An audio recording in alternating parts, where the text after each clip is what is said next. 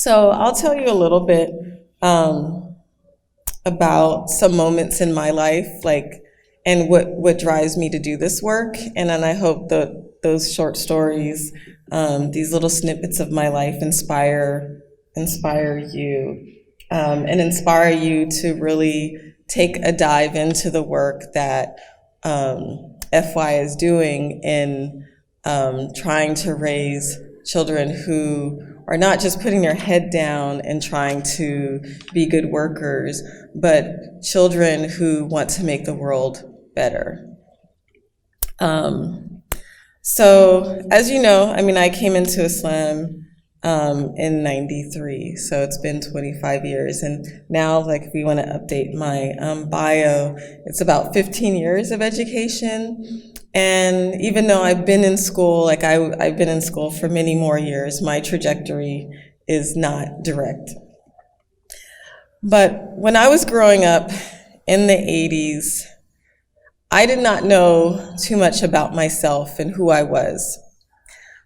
But what I did know was deep shame of who I was.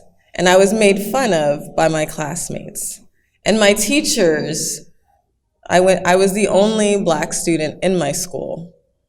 And my teachers, who were well-meaning, would say things that actually had me internalize that deep shame and self-hatred.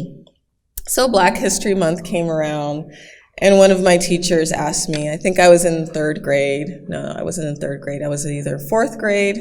Margari, were any of your ancestors slaves? And I sunk in my seat, because in the back of the classroom, some of my classmates, they would say things like slave, they would like slave. They would also make fun of certain African countries' names. And that shame I carried that for a long time. And I'm only saying that because if most people know me as this very activist, very proud, very progressive person, but back then there was a lot of deep shame for who I was, and I didn't want to be myself. I didn't want to be Black. And many of our children grow up like that, right? How many of our children are suffering, or they're doing things like scrubbing off, they're trying to remove the pigment from their skin because they're seeing that tan, they think of themselves as lesser. And it wasn't until we moved from this predominantly white city, and I moved to East San Jose, and I had my first Black teacher. And that teacher shared videos, so we watched Eyes on the Prize. Raise your hand if you've seen Eyes on the Prize. Has anybody seen Eyes on the Prize? It is a series of documentaries. And now since we have a lot of people who haven't seen it, you should go. Your homework tonight is to look it up and find a way to watch it. So in a little bit of that, one of the scenes that I saw earned Eyes on the Prize, and this is a documentary, it's a series, and it's about the civil rights movement. And the thing that's very important for us to think about as Muslim Americans, that if it had not been for the civil rights movement, none of us would be here today, or at least most of us. Maybe some Shami Arabs, and I definitely wouldn't have been Muslim, right? Because Muslim Americans, African American Muslims, were part of that freedom movement.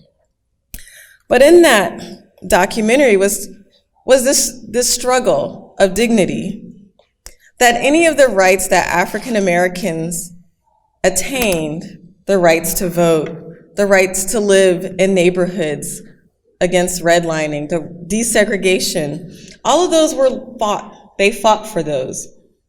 And people violently opposed them. You had children, youth, the Student Nonviolent Coordinating Committee, they would desegregate lunch counters. I've been to cities that were segregated. My mother lived during Jim Crow. My brother was born during the last year of Jim Crow. Okay, during the end of the civil rights movement. So it's not that far away. My grandmother, we have stories where my great-grandfather actually fled white supremacist violence. So Eyes on the Prize documents the organizing that people did, and central to that were Black youth in fighting segregation. And that's just very powerful for us to think about what children can do. And when the world saw, right, when the world saw what happened to those teenagers, to those youth, when they knew that one of the first major cases of terrorism, when they bombed a church and killed those little Black girls, when they saw the violence against Black children, that opened the doors for desegregation, for changing the laws, the Civil Rights Act. And out of the Civil Rights Act came the Immigration Act, which allowed, where they used to have quotas, which prevented South Asians and many people from the Middle East from coming to the United States, where they did away with those quotas, and that opened the doors for post-1965 immigration. So we have much to thank for that movement and for those children who risked their lives and stood up for justice. Now, what does it take to raise children like that, who would risk their lives? And they stood, if you watch the videos, you would see that they face violent abuse, even in desegregating schools, right? For the first Black child that went to the school, she faced extreme bullying. Well, it takes courage, it takes empathy, it takes patience, it takes vision, and it took faith. And Muslims were part of that, specifically at this time, African American Muslims. And that we have leaders today that we draw on, and some of them now are still, like, they've built communities. They went from SNCC to joining the Black Panthers, to becoming Muslim, to establishing communities that we still draw on those legacies.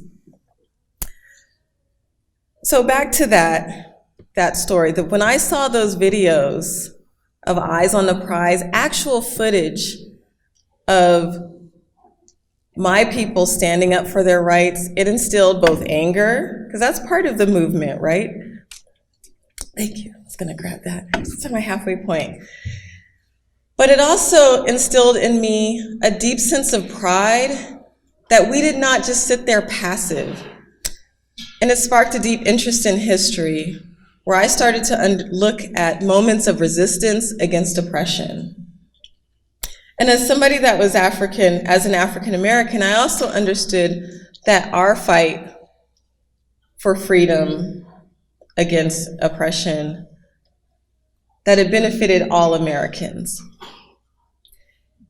And as Muslim Americans, we build upon that legacy. And that's the legacy that Muslim Anti-Racism Collaborative comes from. Now, when I first became Muslim, it was that egalitarian message. I became Muslim as a point of resistance, right? My faith, when I read about the faith, I read about Malcolm X. It wasn't passive, quiet Muslims that made me want to embrace Islam.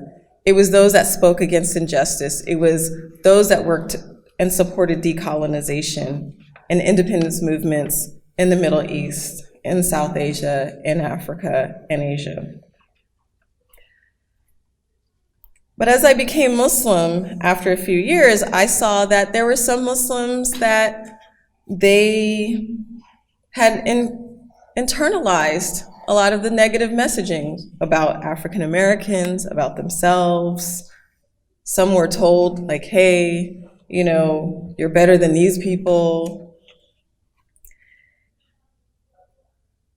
But I still believed, for the most part, that Muslims really believed in that egalitarian message. So just kind of fast forward, after becoming an Islamic school teacher, because, you know, a lot of times we think, oh, the next generation is going to be really amazing. You know, the next generation are going to do with all the prejudice of the uncles, the aunties. But what I saw when I taught in an inner city Islamic school that was half African American, half Arab, I saw a lot of prejudice. And then I went on and we had assemblies. And I founded Muslim Arc because I had a daughter. I had a little baby girl. And I knew my daughter did not have the choice to be Muslim. We're going to raise her as Muslim. And I had to think about what type of community did I want to create? Did I want to create a community where her own co-religionists called her a slave in the back of the classroom using their language? Because I saw that online, and I saw my own students do that.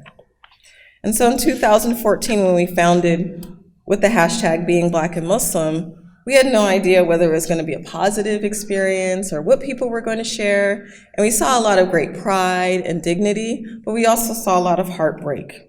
And from there, we launched, we had to figure out, was this something we need to do? Do we need to start an organization? So we launched a needs assessment survey in 2014. And this is before we became an official organization. And what we found in that study was that 59% of Muslim Americans reported discrimination within Muslim communities, and 80% reported discrimination outside. So discrimination was a major issue. 79% of Black identified and mixed race Muslims reported discrimination. And so with that, we had to think about a two-pronged strategy. Do we focus on the youth or do we focus on the adults? And for us, we thought, we can't just do chicken or egg, but we had to think about ways that we could bring this to our Islamic schools. How can we work on training teachers? How can we work on training parents? And how can we work on training youth? Alhamdulillah, we've had a lot of help along the way in organizations with their specialization, so we haven't had to focus as much on youth. But what we really want to instill is that as parents, we have a responsibility to instill in our children a deep pride in themselves despite a world that may be hostile to them, hostile to their Muslim identity, hostile to their ethnic identity, to their cultural identity. And for those who have girls, definitely it's a world that's hostile towards young women.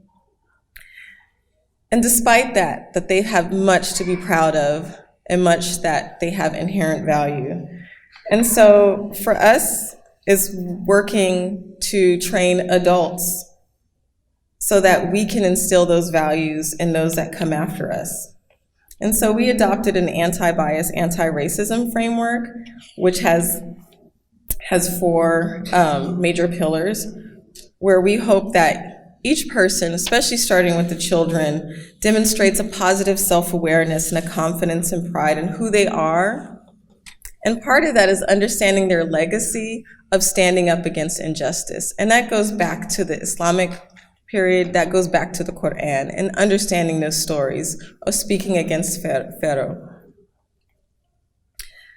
The second pillar is that to be able to express comfort and joy in human diversity. It is an imperative for us as Muslim parents to teach our children to embrace the diversity of both their Muslim identity, that we are the most diverse religious group in this country, but globally, and to embrace that because we are created of different tribes and nations to know one another in a form of deep connection. And that we must teach our children to recognize unfairness. Because even monkeys, they can say, they see when things that aren't fair for them. I don't know if you've seen that experiment where if people give the monkey a grape, one monkey a grape and one a cucumber, and the one that doesn't get the sweet thing is upset.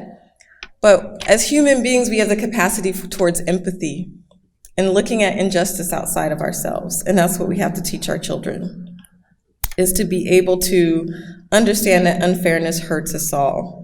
And fourth is to teach our children that they have the power to stand up against what's wrong and that they can improve their society.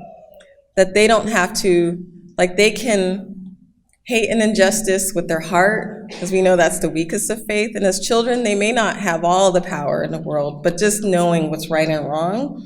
But they may also be able to speak against it, and we can teach them how they can do something. They can organize, whether that's in their classroom, and speak out, whether it's bullying or a teacher being unfair, of knowing who to go to and who to turn to.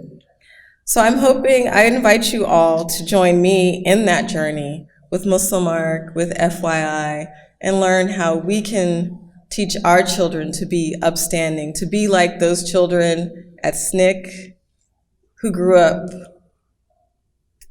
but as children, they risked their lives and they created a legacy that we all enjoy the freedoms that they fought for. And I hope that we can all, that those that come after us can benefit just as we've benefited from those who struggled before us, inshallah. If you see an example, I mean, maybe like some techniques you a'udhu billah, just do something where it just may jar some sense of like rightness or, like a sense of righteousness, but also, so find a way that, especially if it's impacting other people. And so say if you're a parent and then your parents are saying like, oh, look at their light skin, and doing something like that. Like I have to deal a lot with colorism and checking that, whether it's within my own family and the Muslim community. And so, it's gently doing a reminder, sometimes finding different techniques. So sometimes you may have to practice, do a little bit of role play to do that type of active standing up. Because in truth, it's very hard for me to know that if we're in the trenches and we're fighting, we're doing all this work to counter anti-Muslim bigotry, but if I know that you can't check your uncle at dinner during the Eid party, or you're just, then I don't know how deep allies are we in correcting that. And so sometimes it takes a little bit of courage, but I mean, no one's saying that you have to cut off your family members, but standing up and letting them know that's not okay. That's been the thing that's alienated me from a lot of people in my family that I know, but they know that I stand up for what's right. And I think that that's important. You have to really keep in mind what's pleasing to Allah. Even if your parents think that that's disrespectful, you just remind whoever, your loved one, it's this is an obligation, I just want to do a reminder, or I don't want to hear that type of prejudice because it's not Islamic. So just remind them their Islamic duty. If they're secular and racist, they're probably Islamophobic too. But, just keep standing up and do that reminder. Maybe, but, do it in the best way. Maybe it'll get across to them, maybe not. But if you're doing things to please your Lord, please Allah, then Allah will reward you. Inshallah.